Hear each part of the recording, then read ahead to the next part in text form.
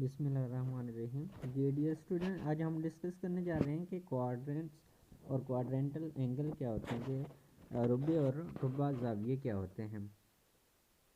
अगर हम दो वर्टिकल लाइंस लें, एक वर्टिकल लाइन और एक हॉरिजॉन्टल लाइन, तो वो एक पॉइंट पर मिलेंगी जो जिसको इसका ओरिजिन पॉइंट या मुब्दा कहेंगे। और जैसा कि हम जानते हैं कि जो कंप्लीट साइकिल है, उस कंप्लीट साइकिल में जो एंगल्स होता है, टोटल एंगल्स जो होता है वो 360 डिग्री का होता है। तो जब ये हॉरिजॉन्टल लाइंस ऐसे आपस में मिलेंगी तो ये 360 डिग्री को 4 बराबर हिस्सों में तकसीम कर देगी, जो इसके रुब्बे कहलाएंगे। तो हर रुब्बे में जो एंगल्स बनेगा वो 90 डिग्री का होगा। तो पहला रुब्बा जो होगा वो 0 से लेके 90 डिग्री तक, और दूसरा 90 से लेके 180 डिग्री तक, और तीसरा 180 से लेके 270 डिग्री तक, और चौथा रुबा 270 डिग्री से 360 डिग्री तक होगा। उसके बाद हमने डिस्कस करना है कि रुब्बे ज़ाविये क्या होते हैं। तो रुब्बे ज़ाविये को डिस्कस करने के लिए हम सबसे पहले देखेंगे कि ज़ाविया कैसे बनता है। ज़ाविया बनने के लिए हमारे पास दो बाजू होते हैं, मतलब ये इसका फर्स्ट बाजू और ये इसका सेकंड बाजू। तो जब वो आपस में मिलते हैं, जिस पॉइंट पर मिलते हैं वहाँ पे एक एंगल्स बनाते हैं थीटा। जैसे अभी अगर इसका फर्स्ट बाजू 0 डिग्री से शुरू हो और सेकंड बाजू इसका 90 आपस में परपेंडिकुलर हो, मतलब जो अभी हमने पढ़ा था कि पहले रुबे में हो, पहला रुबा जहाँ तक बनता है 90 डिग्री तक, या दूसरा रुबा जहाँ तक बनता है मतलब 180 का एंगल हो, और तीसरा जहाँ पे रुबा बनता है मतलब 270 का एंगल हो, या चौथा रुबा जहाँ पे बनता है मतलब 360 डिग्री, कंप्लीट एक साइकिल हो 360 डिग्री। तो ये वाले इसके रुब्बे ज़ाविये कहलाएंगे। जी, तो अब हमने डिस्कस करने हैं इसके ट्रिग्नोमेट्रिक रेशो या तकुनियाती निस्बतें। तो बेसिकली इसकी तकुनियाती निस्बतें 6 तरह की होती है, मतलब sine, cosine, tangent, cot, secant और कोसिकेंट। ये 6 तरह की तकुनियाती निस्बतें होती हैं। इसको डिस्कस करने के लिए हम एक साइकिल लेंगे, unit cycle, unit circle. Unit circle क्या होगा कि ऐसा सर्कल जिसका रेडियस 1 हो, ऐसा सर्कल जिसका रेडियस 1 हो यूनिट सर्कल कहलाता है। तो हमने एक यूनिट सर्कल लिया जिसका रेडियस क्या था, 1 था, रेडियस 1 था। तो यहाँ पे ये एक एंगल बनाया गया थीटा। अगर हम यहाँ से इस पर एक्स एक्सिस पर परपेंडिकुलर ड्रा कर दें ऐसे, तो ओरिजिन से लेके इस पॉइंट तक जो लेंथ बनेगी उसको हम x कहेंगे, और ये ऊपर तक जो लेंथ बनेगी उसको हम y कहेंगे। और ये हमारे पास वैसे हमें पता है कि इसका रेडियस क्या है, r, जो कि 1 के इक्वल है, जो कि 1 के इक्वल है। जी, अगर हम इसको देखें तो ये एक तरह की ट्राइंगल, राइट एंगल ट्राइंगल बन रही है। राइट एंगल ट्राइंगल जिसमें वन एंगल किसका है, 90 का है, और दूसरा एंगल ये है। इसका मतलब दोनों एंगल जिस साइड पे होते हैं वो वाली इसकी कायदा या बेस साइड कहलाती है। तो बेस साइड इसकी x है और अमूद या परपेंडिकुलर इसका y है। और हम जानते हैं कि कॉस जो होता है, कॉस वो हमारे पास होता है बेस ओवर हाइपोटेन्यूज, मतलब कायदा बटे वक्र। तो हम देख सकते हैं यहाँ से कि जो हमारे पास बेस है वो x है, और हमारे पास जो अमूद है वो हमारे पास y है। तो इसको सॉरी जी, तो cos थीटा हमारे पास होता है बेस और हाइपोटेन्यूज। तो हाइपोटेन्यूज हमारे पास 1 है, तो हम इसको लिख सकते हैं x ओवर 1, मतलब cos is equal to x, क्योंकि 1 डिवाइड हो रहा है तो cos किसके इक्वल, x के इक्वल होगा। इसी तरीके से अगर हम साइन को देखें तो साइन होता है अमूद बटे वेत्र, मतलब अमूद हमारे पास y है और वेत्र हमारे पास 1 है। तो इसका मतलब है कि साइन की वैल्यू आ गई, sine is equal to y. इसी तरीके से हम जानते हैं कि जो टेन होता है वो होता है sine over cos. Tan is equal to sine over cos. तो इसको हम लिख सकते हैं tan is equal to sine की अभी हमने वैल्यू निकाली है y और कॉस की वैल्यू हमने निकाली है x। तो टेन की वैल्यू आ जाएगी y ओवर x जी। तो बाकी वाले तीन त्रिकोणीय निस्बतें जो रह गई है, टेंजेंशियल रेशियो जो रह गई है, तो उसको डिस्कस करने जा रहे हैं कि वो क्या होती है। यहाँ पे हम देख सकते हैं कि साइन का जो रेसिप्रोकल होगा वो कोसिकेंट होगा। तो कोसिकेंट क्या होगा, cosecant is equal to 1 over sine. इसी तरीके से cos is equal to 1 over secant और tan is equal to 1 over cot. अगर हमने साइन इज इक्वल टू किसके इक्वल लिखा था, y के, तो इसका मतलब है कि हमारे पास कोसिकेंट वो किसके इक्वल आ जाएगा, 1 ओवर y। ठीक हो गया, क्योंकि ये इसका रेसिप्रोकल था। और इसी तरीके से बाकी भी हमने कर लेने हैं जी स्टूडेंट्स। अभी जो हमने तो 6 त्रिकोणीय निस्बतें पढ़ी हैं, साइन मतलब साइन, कॉस और टेन, सीकेंड वगैरह, तो हमने उनका इन रुपए में देखना है कि कौन से रुपए में किसकी वैल्यू पॉजिटिव होती है और किस में नेगेटिव होती है। तो फर्स्ट जो रुपा है 0 से लेकर 90 तक, तो इसमें तमाम जो हैं, तमाम त्रिकोणीय तफाइल, तमाम की वैल्यू पॉजिटिव होगी। और सेकंड रुपए में सिर्फ साइन की वैल्यू और इसके रेसिप्रोकल की वैल्यू पॉजिटिव होगी। और थर्ड में टेन की वैल्यू और इसके रेसिप्रोकल मतलब कॉट की वैल्यू पॉजिटिव होगी। और इसी तरीके से फोर्थ क्वार्ट में कॉस और उसके रेसिप्रोकल सीकेंट की वैल्यू पॉजिटिव होगी। इसका मतलब इनके अलावा बाकी जो रह जाते हैं ये वाले, ये सारे नेगेटिव होंगे। इसको सिंपल तौर पर याद रखने के लिए हम क्या करते हैं कि एक्स का लफ्ज़ यूज़ करते हैं, A for all, C for cos और टी फॉर टेन और एस फॉर साइन।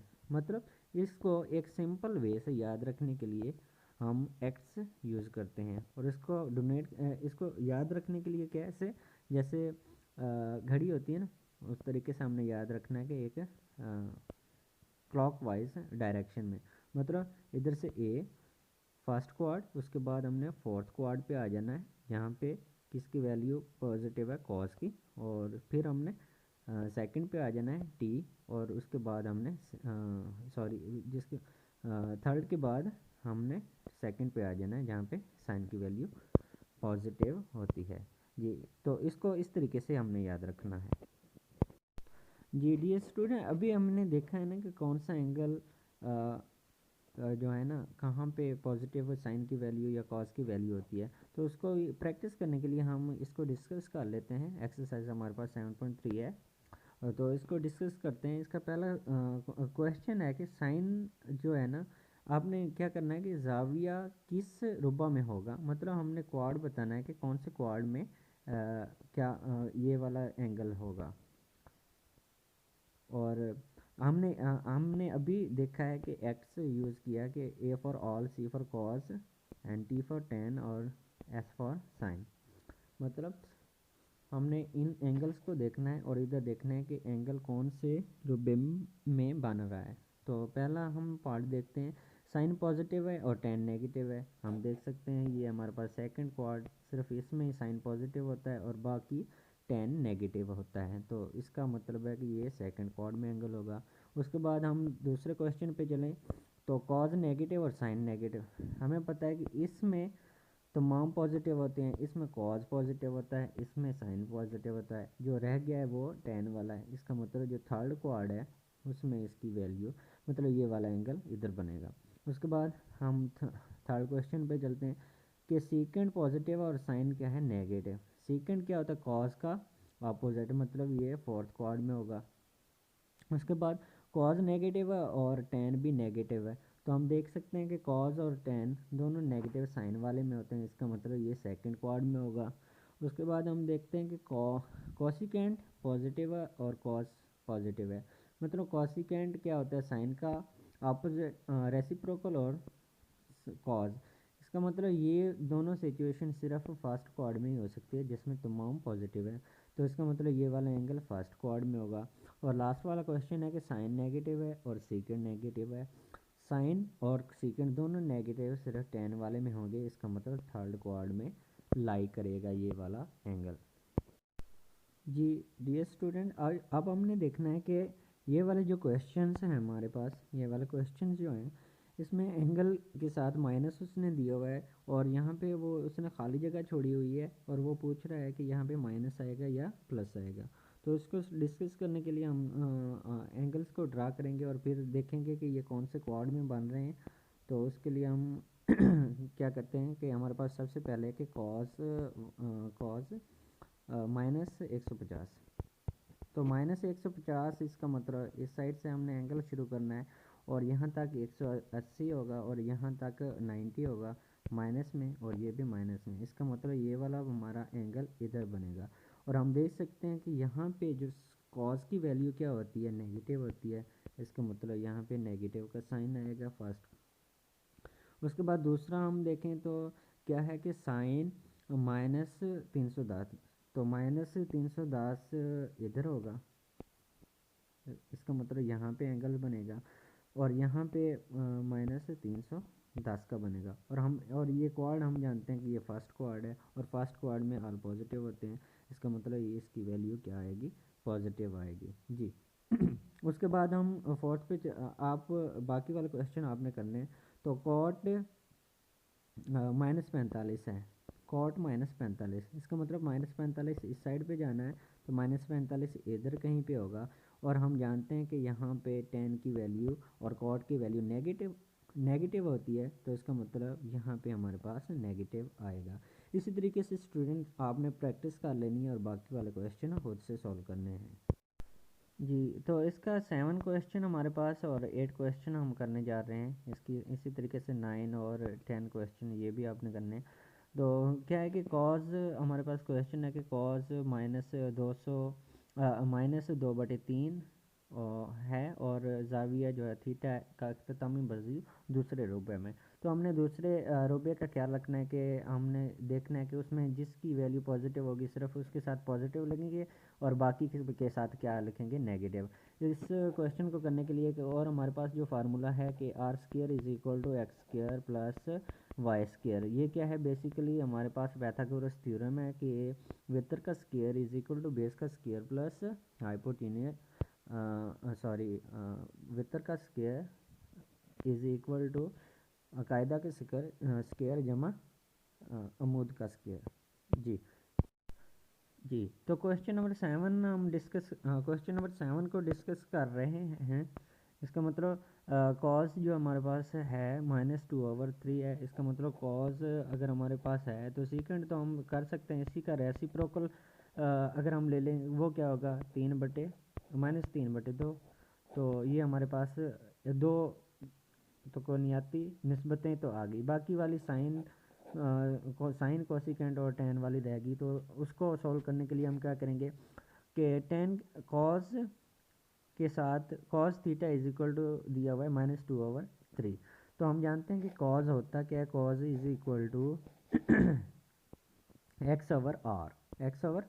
x/r। तो इसका मतलब हमारे पास x की वैल्यू जो इधर दी हुई है वो -2 है और r की वैल्यू जो है वो हमारे पास 3 है। तो इस तरीके से हमने फार्मूला लगाना है r² = x² + y²। मतलब इसमें हमने पुटिंग करनी है और y की वैल्यू जो भी निकली हमने y की वैल्यू फाइंड कर लेनी है, ठीक हो गया। उसके बाद हमें पता है कि साइन जो हमारे पास साइन होता है वो y/r होता है, साइन = y/r। तो r का हमें वैसे इधर पता है कि 3 है और y की वैल्यू जो भी निकलेगी हमने उधर पुट कर लेनी है, तो साइन थीटा का आंसर आ जाएगा। और इसी तरीके से अगर उसी का रेसिप्रोकल हम ले लें तो वो कोसिकेंट का आंसर आ जाएगा, वो क्या होगा, r/y। तो इस तरीके से स्टूडेंट आपने कर लेना है। और उसके बाद हमारे पास दो तो कौनियाती तफ़ाइल रह गए हैं, वो है वो हमारे पास है एक टेजेंट और दूसरा कॉड। तो उसको हमने कैसे करना है कि हमें पता रहता है कि tan इज़ इक्वल टू वो क्या होता है साइन ओवर कॉस। तो जो हमारे पास साइन का जो भी आंसर आएगा उसको ऊपर हमने रख लेना है, और जो भी कॉस का आंसर आएगा उसको उस पर डिवाइड करेंगे तो वो हमारे पास tan की वैल्यू आ जाएगी। तो वो वाली tan की वैल्यूज़ को अगर हम रेसिप्रोकल ले लें तो वो हमारे पास कॉट की वैल्यू आ जाएगी। तो इस तरीके से हमने क्वेश्चन नंबर 7, 8, 9, 10 यहाँ तक करने हैं। जी डियर स्टूडेंट, अगर हम आपका कोई भी क्वेश्चन है तो आप मुझे कमेंट कर सकते हैं। आप मुझे किसी भी सोशल मीडिया के ज़रिए आप लिख सकते हैं। अस्सलाम वालेकुम व रहमतुल्लाह।